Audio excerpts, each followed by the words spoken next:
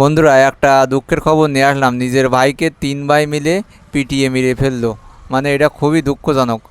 আপনার পুলিশ আর এলাকাবাসী সূত্রে জানা গেছে যে নিজিকি জমিটি ছাদের পানি পড়তো, আর এই নি যে মারা গেছে তার নাম আনন্দ। আনন্দর সঙ্গে তার ভাই গৌরাঙ্গ, কালা ও যুগলের অনেকদিন ধরেই বিরোধ চলে এসেছিল। বিষয়টা নিয়ে স্থানীয়রা অনেকবার সালিশও করেছেন।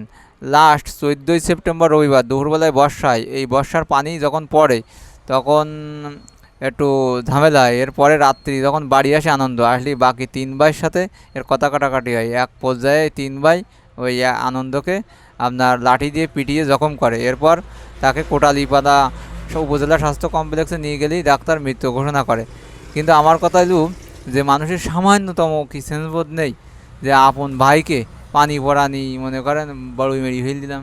আসলে আমার কি দেশের মানুষ কোনোদিন বসবে না, শুনবে না, শুধু মনে করেন একটু কিছু হলেই মানুষ মেরিয়ে ফেল দেবে। এ কবে মানে শেষ হবে? আমার কি দেশের এই প্রায় গেলে এইসব নিউজ পাওয়া যায়। আমার দেখি তো খুব খারাপই লাগে, আর আপনাদেরও খারাপ লাগবে। আর এই ভিডিওটা যদি আপনাকে ভালো লাগে তা একটু শেয়ার করে দিন, আর ভালো লাগলে একটা সাবস্ক্রাইব করে দেবেন। ভালো থাকেন।